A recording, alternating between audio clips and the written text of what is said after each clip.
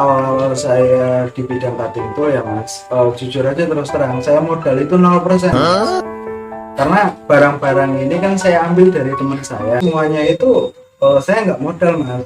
Jadi ya hanya apa sih, intinya kepercayaan aja, saya nanam kepercayaan, modal kepercayaan sama teman saya. Barang saya bawa, saya tawarin ke orang, mau bayar cash, ya nanti keuntungannya buat saya sendiri. Nanti harga jualnya taruhlah misalnya teman saya jual ke saya 50.000, saya jual 80.000, nanti 50.000 saya kasihkan teman saya, nanti 30.000 itu keuntungan saya. Jadi seperti itu sih mas. Berarti intinya modal 0% ya? Ya, berarti modal nekat lah ibaratnya ya? Modal nekat lah bahasanya itu ya, modal nekat, asal ada kemauan aja sih mas. Kalau harga barang naik biasanya sih, kalau apa harga saya jualnya masih masuk, jadi untuk naik katakanlah taruh naik 10.000 atau 20.000, menurut saya nggak masalah sih mas kalau harganya masih masuk gitu kan. Jadi kan kalau margin keuntungan saya ini kan karena harganya juga apa, saya nge-up-nya itu 30% ditambah tempo 1 bulan, itu biasanya 20% untuk temponya ya mas. Total kurang lebih 50% itu masih untung sih saya, margin saya. Ya kalau untuk lebihnya sih banyak mas, banyak. Kenapa? Karena satu, kita modalnya bahasanya itu sedikit tapi keuntungannya besar. Itu ya karena kita masuknya itu ke PT langsung mas, jadi ke home industry itu dengan kita menawarkan produknya, terus kita pembayaran bisa tempo, ya kita bisa 30-50% itu keuntungannya. Itu ya banyak, taruhlah kita modal 50.000, kita bisa jual 100.000, 125.000 itu kita bisa, dan udah pasti barang saya ini laku terjual ataupun si pembeli itu berminat. Itu begitu, karena kebanyakan sekarang ini kan yang diutamakan kan tempo mas, untuk di alat-alat teknik ya, untuk manufaktur itu rata-rata tempo. Omset paling banyak itu pernah mas, saya sehari menjual itu sampai 11 juta itu mas. Sehari pernah.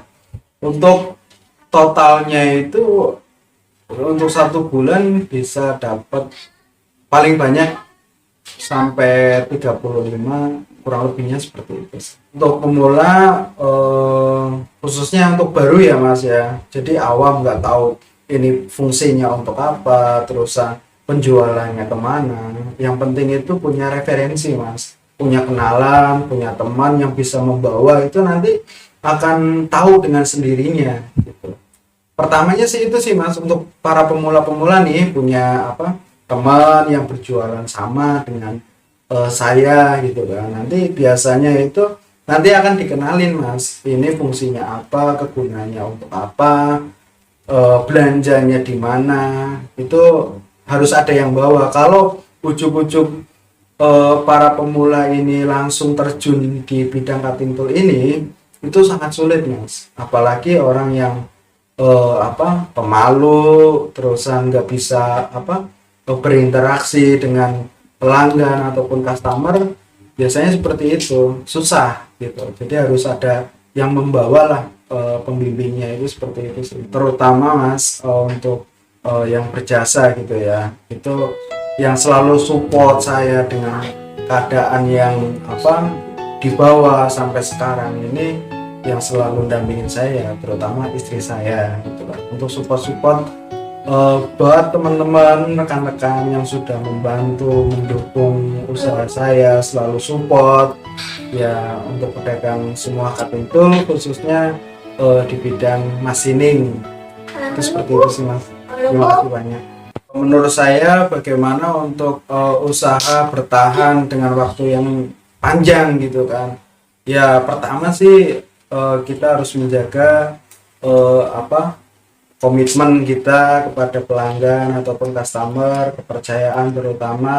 Kedua, pelayanan kita itu baik, terusan pengiriman kita tepat waktu ya, insya Allah sih mas, untuk kedepannya itu bisa lebih baik dan usaha berjalan dengan lancar. Motivasinya saya sebenarnya itu ya terutama membanggakan orang tua, terusan kita bisa membanggakan anak dan istri, itu motivasi terpenting mas dalam saya terjun di usaha ini. Karena apa? Karena berkat doa ibu, doa istri itu lebih memacu dalam saya berkarir di usaha ini. Kenapa saya terjun di bidang usaha kapito ini mas? Pertama, satu dengan hasil yang memuaskan, dengan modal yang sangat minim, terus keuntungannya yang besar, itu untuk memacu kita itu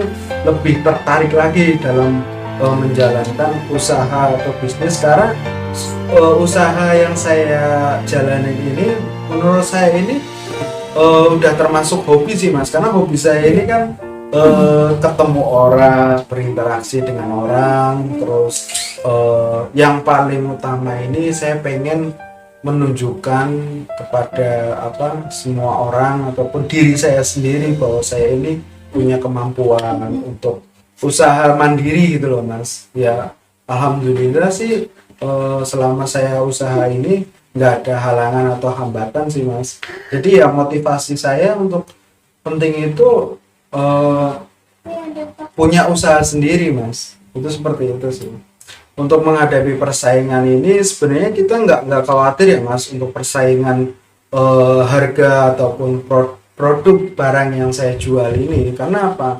Satu, kita ini sebagai penjual itu harus memilih benar-benar harga yang bisa dikategorikan itu termurah, supaya kita bisa menjual dengan pelanggan ini yang masuk gitu loh mas. Jadi masuk harganya dan masuk kualitasnya.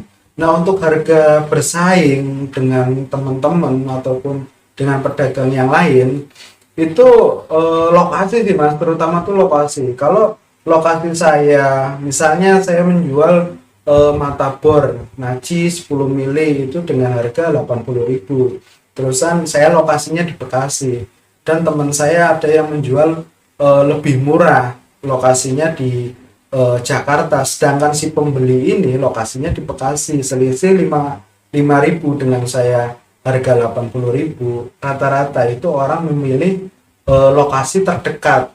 Karena apa? Karena jangkauannya itu bisa diakses dan bisa dijangkau untuk si pembeli ini.